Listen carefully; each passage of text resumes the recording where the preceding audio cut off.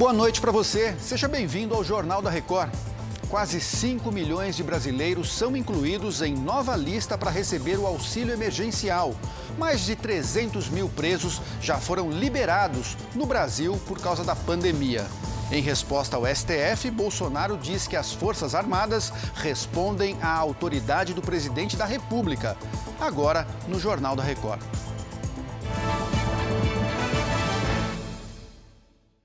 Oferecimento Bradesco, reconhecendo e incentivando nossa gente guerreira.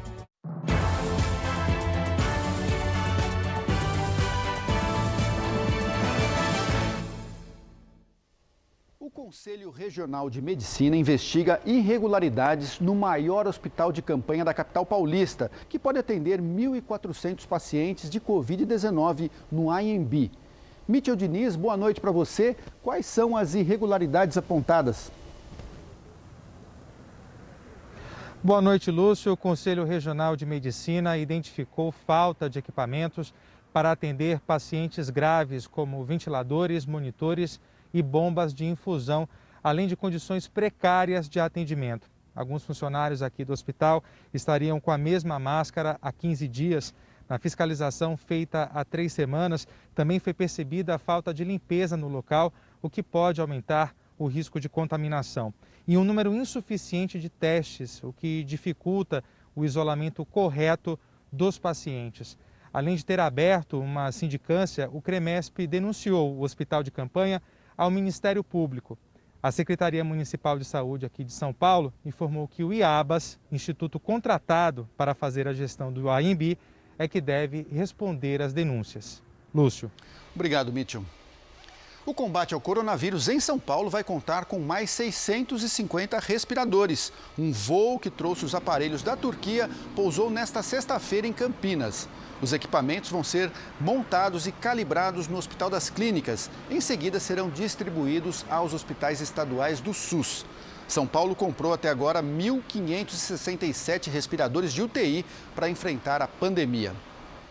Cerca de 32.500 presos de todo o país foram libertados nos últimos 3 meses como medida para reduzir o contágio pelo coronavírus. Vamos ao Rio de Janeiro com Marcos Marinho. Boa noite, Marcos. Qual o prazo para o retorno desses presos às cadeias? Boa noite, Lúcio. Esse prazo foi ampliado para mais 3 meses. Um levantamento do Conselho Nacional de Justiça constatou que o índice de contaminação por coronavírus nos presídios subiu 800% desde maio.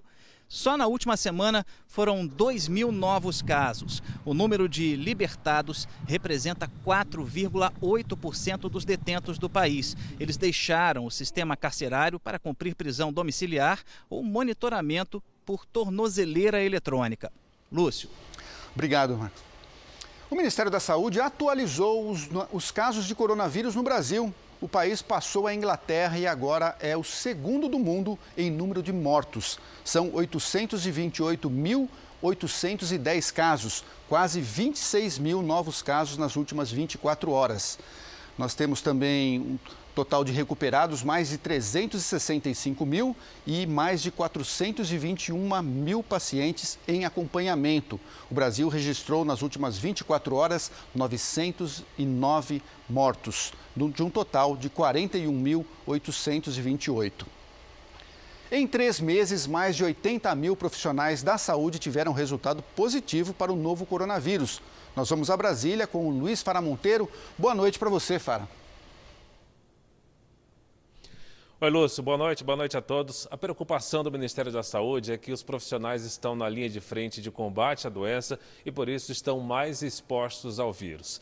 Esse número de contaminações mais que dobrou. Em menos de um mês, de acordo com o próprio Ministério da Saúde, são 83.118 infectados, com 169 mortes entre os trabalhadores no setor de saúde. Esses dados vão estar detalhados a partir deste sábado na divulgação diária dos números da Covid-19. Durante a entrevista coletiva desta sexta-feira, os técnicos do Ministério também lançaram uma campanha para incentivar a doação de sangue, que tem diminuído durante a pandemia. Durante a entrevista, os representantes do Ministério ressaltaram que não é competência da pasta a fiscalização sobre os novos leitos de UTI. Vamos acompanhar um um trecho da entrevista.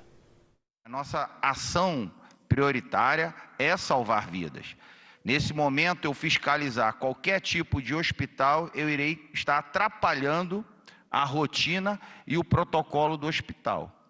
Então, não seria o momento exato de fiscalizar. Mercado financeiro agora. O dia foi de cautela diante dos dados sobre o coronavírus no mundo. Aqui no Brasil, o dólar encerrou a semana vendido a R$ 5,04, com uma alta de 2,14%. Na semana, o dólar acumula alta de 1,16%. Já o índice da Bolsa de Valores de São Paulo caiu hoje 2%, fechou quase em 93 mil pontos e na semana o Ibovespa acumula uma queda de 1,95%. A recuperação das bolsas internacionais ajudou a impedir uma queda mais forte nesta sexta-feira. 59 milhões de brasileiros já sacaram o auxílio emergencial do governo federal.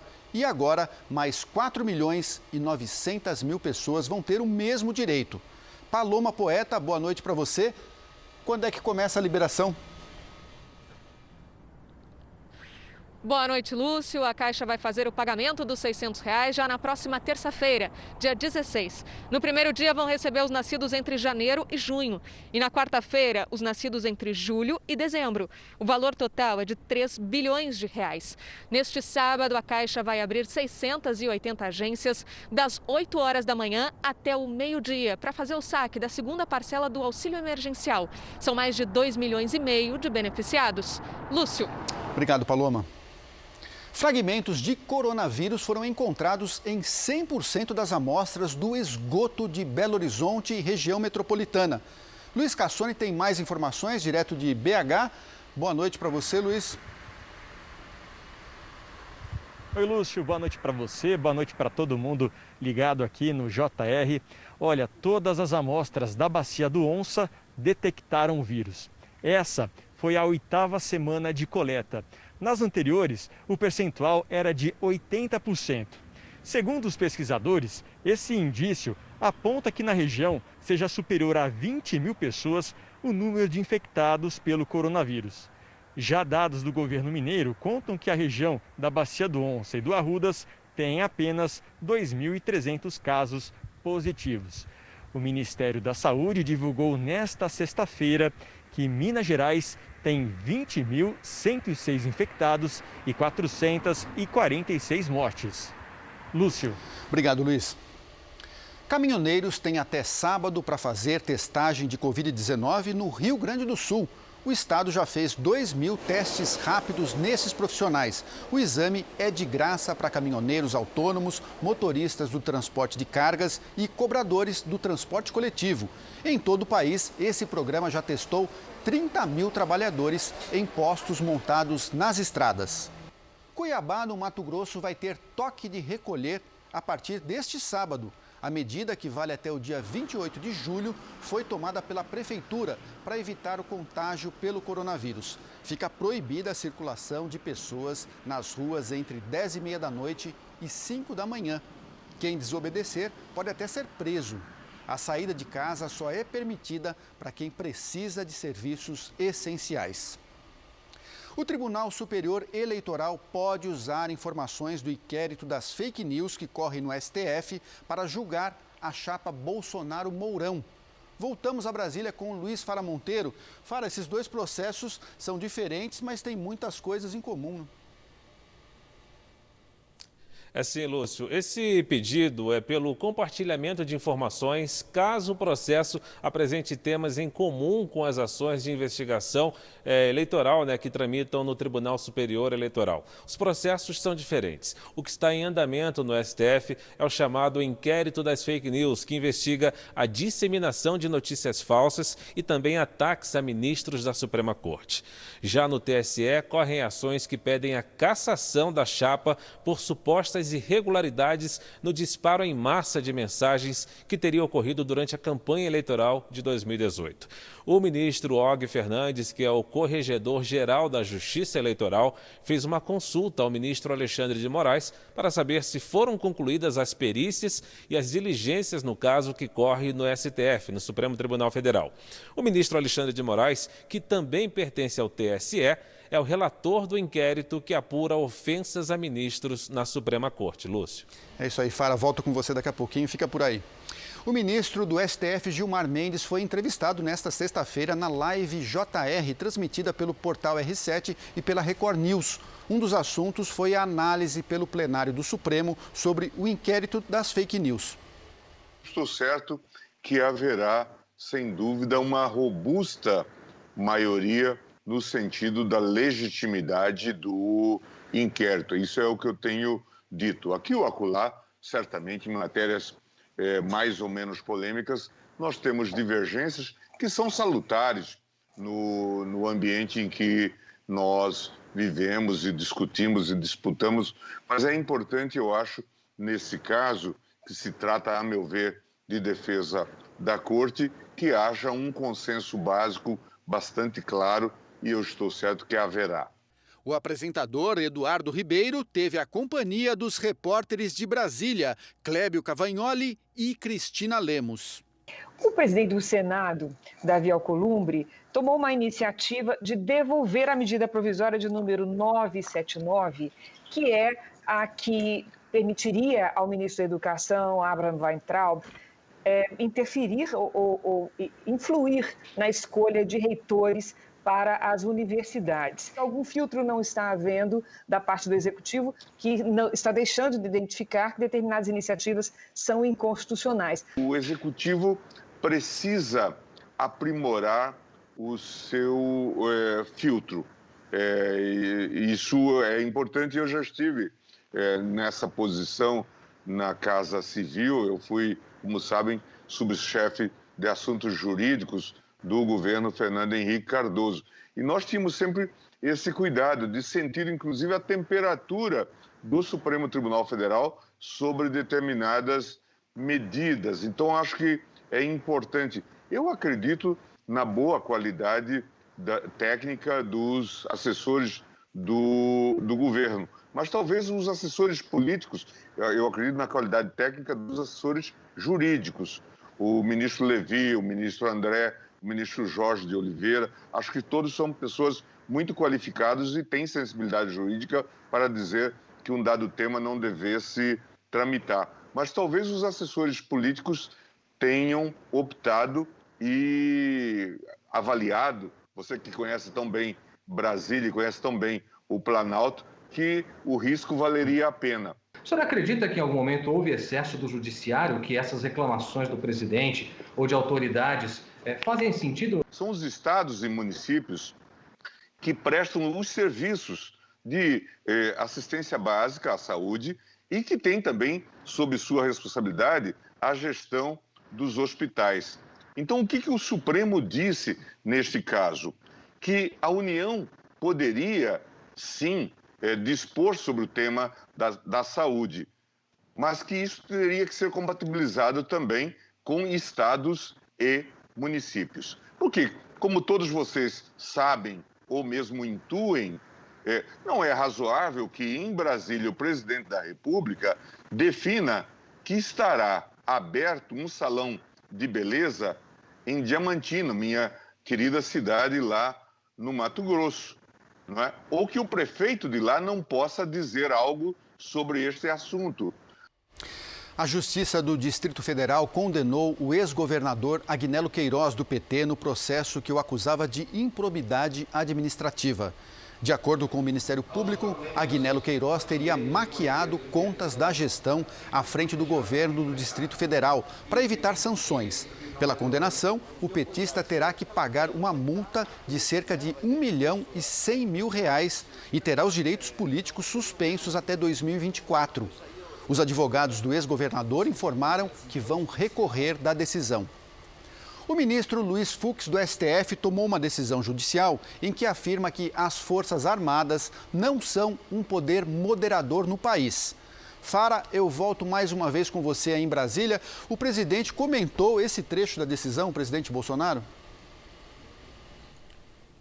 Comentou sim, Lúcio, foi na noite desta sexta-feira. Um texto publicado, agora à noite, na rede social do presidente Bolsonaro, mas que leva também as assinaturas do vice Hamilton Mourão e do ministro da Defesa, Fernando Azevedo, ambos generais do Exército.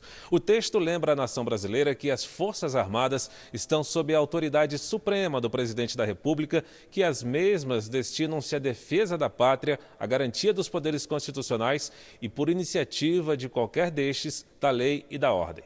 O presidente Bolsonaro e seus ministros auxiliares afirmam ainda que as Forças Armadas não cumprem ordens absurdas, como, por exemplo, a tomada de poder no Brasil. Também não aceitam tentativas de tomada de poder por outros poderes da República ao arrepio das leis ou por conta de julgamentos políticos.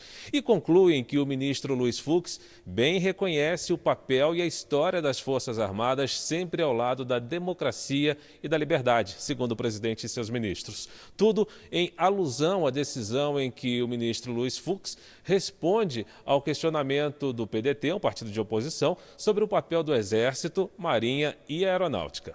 Lúcio. Fara, obrigado. Um bom fim de semana para você. Os países europeus começaram a reabertura das fronteiras para estrangeiros a partir da próxima segunda-feira. Grécia e Islândia já confirmaram que as fronteiras serão reabertas para viajantes no verão. E a França também disse que moradores da União Europeia poderão entrar no país. Os hotéis já foram reabertos, mas a liberação para visitantes de outras regiões só será discutida a partir de julho. Para combater a Covid-19, uma luz ultravioleta é testada nos trens de Nova York. A intenção é eliminar o vírus e desinfectar os vagões com a radiação ultravioleta emitida por uma espécie de lâmpada especial. Os testes começaram no mês passado, em apenas algumas linhas, mas agora a operação foi expandida para um conjunto maior de trens. Esse processo de limpeza e desinfecção é repetido várias vezes ao dia. Uma universidade americana lidera um estudo sobre o plasma de pessoas recuperadas da Covid-19. A correspondente Evelyn Bastos tem os detalhes direto de Nova York. Os cientistas estão esperançosos com esses testes porque acreditam que, além do tratamento, o plasma pode ser usado na prevenção da doença. O estudo, comandado pela Universidade Johns Hopkins, vai acontecer em todo o país. Profissionais de saúde, cônjuges de pacientes doentes e outras pessoas que tiveram contato com a Covid-19 serão convidadas. O plasma do sangue desses voluntários será coletado e os cientistas vão verificar se existe alguma diferença em quem fica doente. A intenção do estudo é descobrir se é possível proteger as pessoas do grupo de risco com uma dose extra de reforço imunológico. A esperança é que a transfusão de anticorpos de outra pessoa possa ajudar os pacientes a combater o vírus antes do sistema imunológico entrar em ação. Lúcio. Obrigado. Investigadores procuram centenas de pessoas que saquearam um hipermercado na Flórida. Essas imagens mostram o momento da invasão. Muitos estão com o rosto escondido. Os saqueadores esvaziaram diversas prateleiras. Segundo um balanço do hipermercado, o prejuízo passou dos R$500 mil. O saque aconteceu em maio, mas somente agora o flagrante do roubo foi divulgado. E a NASA escolheu uma mulher para gerenciar o programa de explorações e voos tripulados.